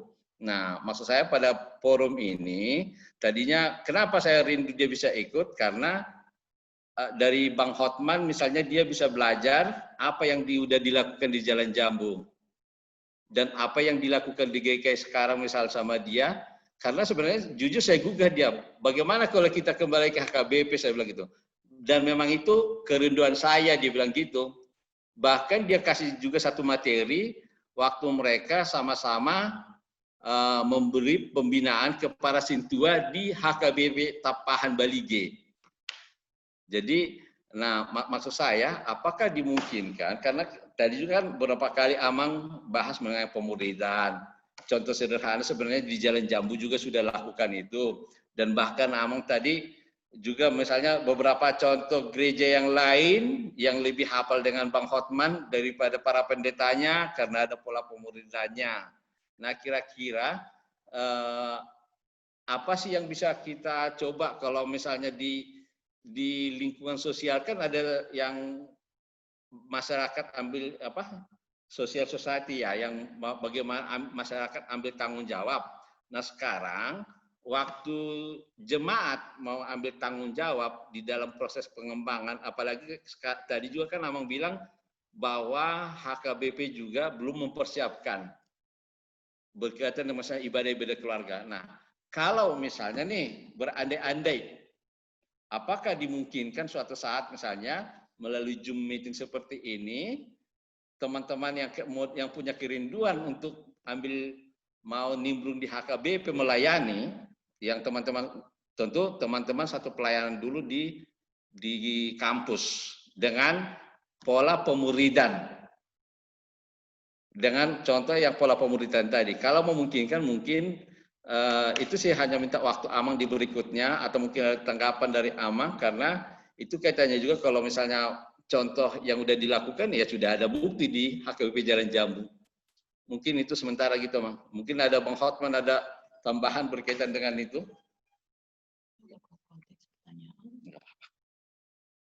Karena ada diketuk dulu, Bang. Speakernya Amang situ Anami. Ya, Mang. Speakernya belum aktif, Amang. Oke. Iya, saya bermimpi sekarang gitu ya. Bagaimana kalau arisan-arisan orang Batak itu dibuat PA Zoom, pemuritan. Jadi ada sponsornya keluarga, misalnya seperti Duharto lah atau saya, kami punya arisan. Arisan itu dibikin kan sekarang nggak bisa ketemu juga karena PSBB. Nah, kenapa kita harus Zoom? Sekaligus kan di arisan itu kita bicara tentang tentang pemuritan gitu. Konsepnya sangat jelas, bukan hanya mohon maaf nih hanya khotbah-khotbah yang tidak yang terputus satu sama lain, tidak berkesinambungan. Kelebihan dari pemuritan kan dia berkesinambungan pengajarannya. Jadi bagaimana kalau hal itu dimotori oleh kita juga gitu, dimulai dari kita yang aktif sekarang melayani di gereja gitu. Ada PA-nya keluarga lah gitu. Jadi bukan seperti persekutuan kayak kita gitu, tetapi keluarga Poparani Opuadui gitu. Sehingga melibatkan keluarga gitu. Itu impian saya sekarang. Oke, itu dulu kontribusi dari saya. Sorry, aku tinggalkan sebentar karena PA dengan Efesus tadi. Iya, Mang. Iya, Mang. Mang Pendeta Limbong. Iya, Nang. Menyambung dari dari Mr. Limbong. Jadi bingung nih manggilnya. Jadi Bang Limbong tadi kan bicara soal pemuritan ya. Nah, kebetulan kita nih di rata-rata di grup ini sekarang dipercaya lah di Koinonia untuk ngurusin remaja. Gitu. Kayak aku sintua pendamping remaja dan beberapa di sini juga jadi orang tua pendamping gitu loh. Nah, aku pengen tanyakan, kan sekarang kondisinya kebaktian remaja ini bersama orang tua ya, nggak ada kayak liturgi untuk remaja, gitu Mang ya. Nah, kita kalau baca aturan dan peraturan itu sebetulnya HKBP harus menyiapkan liturgi untuk remaja, gitu loh. Nah, tapi kan HKBP nggak punya nih. Nah, sementara ya kalau anak-anak remaja ikut seperti kita, kayaknya nggak ngerti juga mereka karena memang bukan porsinya mereka gitu ya, Mang ya. Nah, dulu remaja itu punya kelompok kalau di Jalan Jambu ya. Tapi belakangan udah nggak ada kelompok-kelompok di dalam ibadah hari Minggu. Kelompok itu berdasarkan usia. Jadi misalnya yang umur kelas 1 sampai 2 SMP satu kelompok. Yang kelas 3 satu kelompok. Begitu. Jadi ada kelompok-kelompoknya. Jadi yang ngajar pun sesuai dengan umur mereka gitu. Nah, sekarang nggak disatuin semua. yang khotbah pendeta gitu. Nah maksud aku gini, sampai sejauh mana HKBP memberikan izin bagi kebaktian remaja untuk ya tadi supaya liturginya agak beda gitu loh. Kayak sekolah minggu kan berbeda, Mang. Sehingga penyampaiannya jelas nyampe ke cara berpikir mereka, dengan permainan, dengan apa gitu. Nah, kita melihat juga kalau remaja digituin juga pasti dari segi jumlah bisa tambah gitu loh. Kalau menurut aku ya. Nah, aku mau nanya, Amang kan di STT Siantar nih, sejauh mana HKBP punya peraturan yang cocok untuk remaja itu seperti apa sih sebetulnya gitu loh. Sebenarnya kalau yang sekarang nggak masuk Amang dengan mereka gitu. Itu aja Amang, terima kasih. Oke, baik. Mulyate, Inang, Rita dan Bapak Uda Duharman, saya lanjutkan tadi apa yang disampaikan Amang Sintua Hotman, bahwa memang betul lah Mang, tidak selalu perubahan harus lahir dari pusat organisasi atau pusat sebuah wadah. Kita katakan misalnya Musa mengadakan perubahan itu dari pinggiran. Tidak semua seperti Daniel ada di tengah-tengah pusat kekuasaan. Maka mungkin semangat pengajaran ini, jadi memang istilah kita ini agak sensitif. Itu sih sebenarnya awalnya. Entah kapan lah ini, entah di mana lah ini berbelok, sehingga kata pemuritan ini menjadi terus asing di telinga banyak orang. Maka kalau kita pakai bahasa yang lebih banyak dipakai sekarang, banyak dipakai dulu adalah pengajaran, panogunoguon. Sebenarnya di Hatta Batak tak ada masalah. Di bahasa Indonesia terus langsung ada nanti di resisten seolah-olah. Padahal sesungguhnya pemuritan itu sesuatu yang sangat katakanlah alkitabiah. Selalu fungsinya disebut lidah seorang murid. Karena apa? Kata dimuridkan, memuridkan itu memang sesuatu yang sangat mendasar dalam tinjauan-tinjauan Alkitab. Termasuk juga waktu kalau kita dengar Manginang seminarium dulu, si Poholon itu, tempat guru-guru Zending itu dibentuk. Itu kan memang benar-benar dimuridkan. Semua disiplinnya. Masih kalau baca bukunya PTD Siombing, Firmian Siombing, ada satu bukunya dia yang menyebut hanya karena ikut manoton godang, jadi ada gondang, nonton ini, mahasiswa ini hampir dipecat. Hanya nonton godang aja. Itu jangan kita lihat dulu masalah nonton ya, tapi betapa seriusnya mereka dibentuk, dipersiapkan. Dan kami di STT ya memang begitu juga. Artinya ada fase-fase yang kita harus terapkan kepada mahasiswa kita itu supaya kemudian mereka ini terbentuk secara tidak instan ya, tetapi by proses. Matang dia. Sama seperti fase-fase itu dilalui. Nah itulah kelebihan dari penggembalaan versi pemuritan yang kita kenal tadi. Maka saya setuju kalau mungkin gereja susah menampung itu saat ini, mungkin butuh waktu untuk menyesuaikan itu. Saran saya yang pertama, di gereja kita gunakan istilah yang mudah dipahami oleh gereja. Kalau kata pemuritan itu sendiri kurang bisa dipahami oleh gereja lokal, maka yang kita pakai harus menggunakan pemahaman mungkin penggembalaan, panugunoguon, pangajarion, pengajaran, dan yang lain-lainnya. Tetapi dia harus menjadi satu pola. Itu hanya di situ kok substansinya. Ada pola yang memang betul-betul matang dipersiapkan. Kami kalau di GKI Cinere, zaman saya di Jakarta dulu, PA interaktif itu, ada dibuat PA pendalaman Alkitab interaktif di Cinere, itu dari bulan Januari sampai ke bulan Desember, kalau diukur apanya itu, polanya itu nampak, jelas dia. Jadi nanti tiap saat orang bertumbuh benar-benar mengikuti pola itu. Dan itu ada dikontrol, dievaluasi terus, evaluasi. Maka kemudian di mana ketinggalan, di mana perlu pembenahan, itu semakin mudah dibuat berjalan. Jadi saya sependapat kalau ini menjadi gerakan bersama kita, di dalam sehari-hari kita, di dalam komunitas-komunitas kita, supaya goal daripada imamat tadi terjadi. Semakin banyak orang yang menyadari fungsi, sifat, dan keberadaannya sebagai imamat yang rajani di tengah-tengah kehidupan mereka sehari-hari. Yang kedua dari Nang Rita tadi tentang anak-anak remaja ini. Memang kita harus jujur. Dua yang paling korban sekarang ini. Sekolah minggu dan remaja. Yang terimbas serius di tengah-tengah pandemi ini.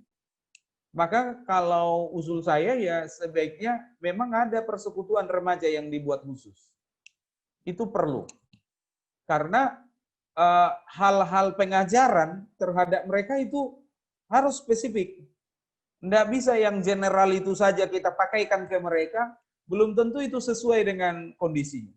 Kami misalnya 2-3 minggu yang lalu ya di GKI Maleo. Saya dari Medan, mereka remajanya di sana. Main kahut di Zoom. Jadi ada entah apa ini kahut ini. Saya tanya mahasiswa saya beberapa rasul apa itu kahut? Enggak pernah dengar Bapak katanya. Tapi anak-anak itu dibikin main kahut. Jadi kita kasih soal, berebut mereka. Itu kan interaksi ala Zoom sekarang. Setelah kita khotbah, kita bahas apa ke mereka. Menarik kemarin tema kami, rasisme. Rasis. Jadi anak-anak remaja ini nggak boleh rasis. Itulah kira-kira. Karena apa? Yang paling bisa membuat orang ngaco di pandemi adalah rasisme. Itu yang si George Floyd yang bermasalah di Amerika itu. Kan orang tiba-tiba nggak mau takut sama COVID. Keluar semua. Heboh semua. Gara-gara apa? Rasis. Jadi itu berarti kencang sekali masalahnya. Nah, ketika itu kita daratkan, kita itu perkenalkan, ajarkan, perdalam kepada anak remaja, kan mereka sangat terbantu ya dalam memahami mereka. Bulan depan ini kami ke penabur, sekolah penabur untuk bina iman. Yang dibahas toksik. Jangan jadi racun dalam pertemanan. Itu kan tema-tema anak remaja. Ya kalau di orang dewasa itu kita bahas, adalah yang tersinggung. Kira udah naik nih paditain racun nih. Ina naman nih. Karena kita udah banyak toksiknya. Jadi dunia ini sangat jauh berbeda, maka saya setuju. Kalau anak-anak muda itu dibuat guyup, dibuat komunitasnya, dan saya pikir kita pun bisa melakukan itu secara kelompok. Menginisiasi yang seperti itu. Contoh kita kumpulkan 20 orang anak atau 10 orang anak, 15 orang anak. Lalu kita cari pola pengajaran kalau agak terganggu dengan pemuritan ya. Pola pengajaran yang terarah. Lalu dievaluasi terus, diperdalam terus, dipakai terus, diamati terus. Kalau itu Amang Sintua Otman pakarnya. Karena saya harus katakan dia berhasil. Sutoyo misalnya, mantan Naposo Bulung loh nama mereka di sana. Itu terus mempertahankan mantan Naposo Bulung itu. Dan mahasiswa sekarang di pasca sarjana di STT AKBP, ada 1 orang dipersiapkan oleh 6 orang. 6 orang mantan Naposo Bulung, kadernya yang dibentuk Amang Sintua Otman. Dan itulah dampaknya. Dulu dia kader itu, mungkin tidak sedang membayangkan bahwa suatu saat ini akan mempersiapkan selalu 1 orang calon pendeta yang ngambil S2 di STT. Tapi ternyata berjalan. Ada seorang anak yang berkebutuhan khusus yang tidak mampu dari Siantar. Mereka taruh di sekolah SLB gitu ya, sekolah luar biasa. Karena itu ternyata biayanya mahal, mereka persiapkan. Lewat mana? mereka bisa segitunya? Kalau secara individu banyak orang kaya, yang saya sebut ini bukan orang-orang kaya, enggak. Biasa-biasa juga. Tapi kolaborasi mereka, komitmen mereka. Jadi saya tanya, penasaran saya, kok bisa kalian begini? Iya, gitu kami diajarkan Abang Sintu Hotman katanya. Oh, di situ kuncinya. Maka memang nggak bisa. Saya coba kemarin itu di Pondok Aren, ada remaja 16 orang. Saya coba pola tiru-tiru lah, sikit-sikit belajar dari Abang Sintu Hotman bagaimana model itu. Dan memang puji Tuhan, mereka sekarang orang bagus-bagus. Dah ngadong na narkobaon, dah ngadong na nakal, dah ngadong na aneh-aneh. Ai dokuran, ai yang go masalah hamoraon, agabeon masa ngapon, dan suha-suha na dihita. Na naing tado, mereka berkomitmen tentang bagaimana menjalani hidup benar-benar dengan Tuhan. Jadi sesungguhnya itu peluang. Tapi saya dengar-dengar arah HKBP ke depan yang akan maju ke depan ini, dalam tahun-tahun ke depan ini juga mungkin salah satunya adalah menggalakkan pemuritan. Salah satu calon pemimpin itu saya lihat malah menggunakan kata itu secara ekstrim. Pemuritan. Itu menjadi kunci dia dalam memimpin ke depan. Saya tidak sebutlah siapa namanya, tetapi kita hanya membahas gagasannya. Gagasan itu saya pikir penting. Apalagi kalau itu bisa dibumikan di seluruh gereja-gereja. Tapi minimal seperti yang Amang Sintua bilang tadi. Di grup-grup kita, di punguan-punguan kita, di keluarga-keluarga kita, tapak kemau. Asabui bana, lam manogu-nogu. Berdampak kekristenan ini. Itu kehidupan yang lebih luas. Mau lihat ya? Silahkan. Ya. Boleh. Iya. Ya. Boleh. Gini Amang, tadi Amang katakan kalau bangsa Israel, pola pendidikan anaknya, pola mendidik anak itu kan paling baik ya. Ini hanya masukan aja. Mungkinkah Amang membuat buku atau semacam pedoman itu ya, yang diharapkan juga nanti itu jadi pedoman di HKBP. Pola pengajaran pendidikan yang harus diterapkan di setiap keluarga HKBP itu seperti apa gitu loh. Memang banyak ya pola-pola yang sudah ada lah, teori-teori itu sudah ada. Cuman ini yang sesuai dengan istilahnya mengadopsi kebiasaan-kebiasaan bangsa Israel yang baik gitu. Dan yang pastinya akhirnya itu akan menjadi ciri dari HKBP itu pola pendidikannya, pola pengajaran anaknya pasti seperti ini. Gitu. Itu sih yang aku berpikir tadi, kalau misalnya Israel bagus, kenapa kita nggak coba gitu. Itu aja. Mau lihat ya? Iya. Mau lihat ya, Inang. Tendang udah. Memang ini sesuatu yang bisa dikatakan mudah, tetapi susah. Salah satunya karena memang kita sebagai gereja sangat terbatas dalam SDM untuk masalah keahlian di bidang pendidikan teologi. Teologi Pak, kita masih sangat terbatas. Dan kemudian saya basicnya bukan di teologi pendidikan, tapi teologi biblis. Teologi biblika perjanjian lama. Tapi sebenarnya kalau ada kolaborasi antara kita yang misalnya bisa dari sudut biblisnya dibantu. Karena saya pun sangat terkejut ketika saya menemukan bahwa orang Israel itu tidak mau mengajari anaknya kalau anaknya tidak bertanya. Jadi mau lebih sukuni anak kokmiho. Selalu itu formulanya. Berulang-ulang. Oh berarti ini mereka sudah menjadikan anak jadi subjek, dan lalu tugas orang tua ternyata bukan melemparkan pertanyaan kepada anak, tapi menciptakan ruang di mana anak dapat mengalami pertumbuhannya, pergerakannya, pertanyaan-pertanyaannya akan Tuhan di dalam hidupnya. Jadi kita butuh pakar pendidikan sebenarnya yang bisa kolaborasi untuk membongkar ini dan membumikan ini. Karena isu pendidikan ini, pokok-pokok pendidikan ini tidak sederhana, tidak gampang. Hanya mungkin bisa kita bantu dari segi pendekatan teologi biblikanya. Nah, memang bagaimana kalau itu tidak ketemu? Nah, ini masalahnya. Kita harus terus bekerja. Ini kelemahan saya, kelemahan kami di kampus. Pandemi terjadi, kami tidak punya panduan apa-apa. Biasanya kalau di negara, kampuslah pusat-pusat awal dari menerbitkan banyak hal. Tapi sepertinya kami masih butuh terus berbenah. Nah, mudah-mudahan saya coba, Inang. Ini menantang ini sebenarnya, menarik isu ini.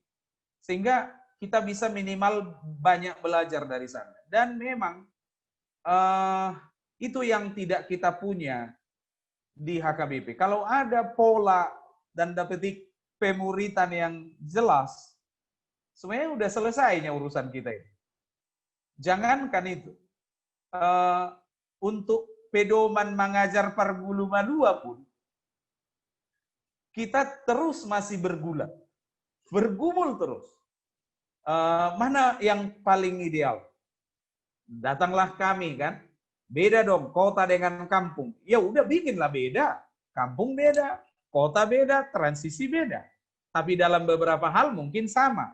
Ada muatan lokal, ada muatan nasional. Kan seperti itu dia. Tapi mungkin dalam perjalanan ke depan kita berharap hal-hal seperti ini bisa perlahan-lahan kita kerjakan. Memang mungkin ini tidak bisa secara mendadak, tapi saya sangat setuju. Kalau ada teman, ada partner bisa kolaborasi di sini. Dan mungkin yang bisa kita lakukan juga adalah meminta dan melihat pengalaman-pengalaman dari pakar-pakar praksis yang sudah mengerjakan ini. Seperti Amang Sintua Hotman, apa pengalaman dia, di mana lika-likunya, di mana trik-triknya. Karena yang paling menghadapi perkotaan kan dia dulu. Sebenarnya bagaimana seluk-beluknya, bagaimana merebut hati anak-anak muda ini. Kok bisa ini gitu kan? Nah, ini di sini kelebihan-kelebihan yang harus kita hargai, mumpung masih sehat, masih bisa segar, masih bisa memberikan kita guidance. Di situ sebenarnya butuh ini. Mumpung bahasanya Aina Baban, selagi masih siang. Jadi banyak yang bisa harusnya kita lakukan. Saya setuju sekali itu, Inang. Mudah-mudahan Inang udah dalam ke depan ini kita bisa membenahi ini terus. Supaya gereja-gereja semakin terbantu. Demikian. Ada lagi, Inang? Tambahan sedikit, Amang. Iya. Itu saya udah coba kirim ke WA ke Amang, salah satu contoh tulisannya dari teman saya yang saya bilang Robert Oloan Raja Guguk. Dia teman satu pelayanan dulu waktu di kampus, dan saat ini dia dosen di Universitas Maranatha. Oke. Bahkan beberapa waktu lalu sebenarnya dia salah satu nominasi untuk jadi rektor, tapi belum kesampaian. Tapi yang jelas dia waktu itu yang bilang dia juga terbeban sebenarnya. Mungkin kalau yang Amang minta tadi, kalau memungkinkan ya bisa aja sih suatu saat mungkin bisa saling berbagi pakai Zoom atau gimana, dengan tentu dia kan bisa membandingkan yang di kampus seperti apa, yang dia lakukan sekarang seperti apa, dan mungkin dengan pengalamannya Sintua Bang Hotman seperti apa, mungkin itu bisa masukkan juga ke pihak Amang selaku yang di persamaian. Siapa tahu model-model seperti itu ada pencerahan nanti dan bisa dibagi-bagi, dan teman-teman teman-temannya Amang para pendeta tidak alergi kalau ada buku itu dikasih. Mungkin nanti akan bisa jadi contoh buku itu juga akan kita kirim ke Amang untuk dilihat apakah di situ ada yang mencurigakan, yang membuat seolah-olah nanti ada yang mencuri domba dari HKBP-nya, atau hanya dibiarkan dan semua nanti jajan gitu kan. Mungkin hanya itu aja, Mang. Mau lihat deh. Oke. Baik. Sangat setuju, Bapak Oda. Nanti kita tindak lanjuti. Baik, Inang, ya. silakan. Oke, iya teman-teman kan udah hampir jam 9:30 ya. Lama juga nih kita nih. Oke, terima kasih loh Amang merespon semua pertanyaan-pertanyaan kita. Kira-kira ada kalau ada pertanyaan lagi nanti kita adakan sesi kedua ya Amang ya. Iya, siap Inang. Siap. Disimpan dulu. Ini Bang Hotman juga sudah lelah ini dua PA dia hari ini, ya Pak. udah 5 watt matanya. Berkatnya double lah, Mang. Ya. Oke, kita akan menutup. Untuk pengumumannya nanti kita akan lewat grup aja ya. Karena ketua kita lagi dalam perjalanan dari Bandung ke Jakarta pulang ke rumah. Kita akan menutup dengan sebuah lagu, lalu Mang kami minta berdoa penutup ya Mang ya? Iya, siap Inang. Okay. Ada pokok doa yang khusus yang kita perlu doakan? Ya, Bang Hotman di-unmute dulu Bang. Di-unmute dulu Bang Hotman. Ya. Saya nanti minggu depan dioperasi prostat. Oh. Jadi tolong didoakan. Iya, Mang. Siapa, Mang? Ada lagi? Mungkin Kak Rita ya, Mang, yang sedang dalam perjalanan biar tiba di rumah dengan selamat. Tadi dia dari mobil ya? Iya, di Bandung dia. Oke. Ada lagi? Teman-teman?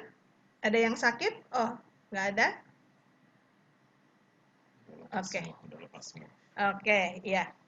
Itu aja Amang mungkin sama ya persekutuan kami lah supaya bertumbuh dan menjadi berkat buat keluarga kami dan juga buat orang lain. Amin. Ya, itu aja Amang. Kita nyanyi 1, 2, 3.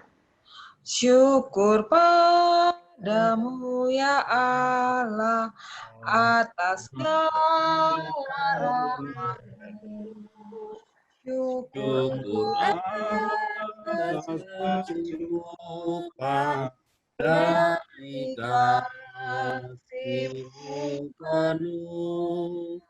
Syukur atas kepercayaan waktu pulang. Syukur atas kasih sayang dari selamat datang. Ya, silakan Amang berdoa. Marilah kita menutup kegiatan kita ini sekaligus menaikkan syafaat kita kepada Tuhan. Bapa di dalam Yesus Kristus, terima kasih telah menciptakan kami menjadi keluarga-Mu sendiri. Terima kasih telah mempersiapkan kami menjadi imamat yang rajani di tengah-tengah kehidupan kami sehari-hari. Terlebih-lebih di tengah-tengah kehidupan kami sebagai keluarga dan rumah tangga. Mampukanlah kiranya kami dapat menunaikan tugas-tugas kami sebagai imam dan pendamping imam di tengah-tengah rumah tangga kami. Sehingga nama Tuhan dipuji dan dimuliakan.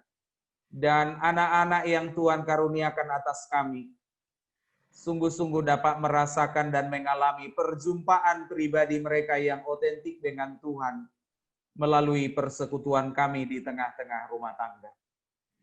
Terima kasih Tuhan telah memberikan kami kesempatan bisa berjumpa melalui teknologi yang ada pada kami saat ini. Terima kasih telah memberikan kami masing-masing kesehatan menjalani dan melampaui pandemi yang sedang terjadi saat ini.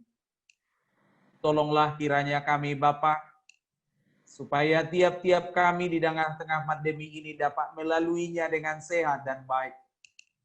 Terkhusus untuk orang tua kami, yang kami kasih, yang kami hormati, kami sayangi, Amang Sintua Hotman Siahaan, yang kami dengar tadi direncanakan akan memasuki masa operasi prostat dalam minggu yang akan datang ini. Bapa di dalam Yesus, kami hanya bisa dan sungguh-sungguh hanya berharap dan memohon kepadamu supaya proses operasinya dapat berjalan dengan lancar. Berkati seluruh tim medis dan para dokter yang bekerja. Dan terlebih-lebih Tuhan jauhkanlah wabah COVID ini. Sehingga semua upaya penyembuhan ini dapat berjalan dengan baik. Dan tangan Tuhan leluasa bekerja memberikan kesehatan dan kesembuhan buat Amang kami.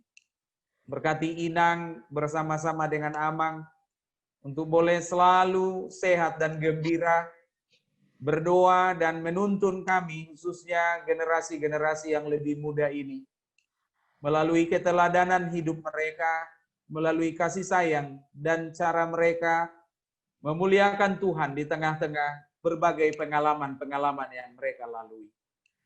Bapa di dalam Yesus, berkatilah juga Inang Rita yang sedang dalam perjalanan menuju ke Jakarta. Tibakanlah mereka dengan sehat dan selamat, jauhkan dari segala mara bahaya.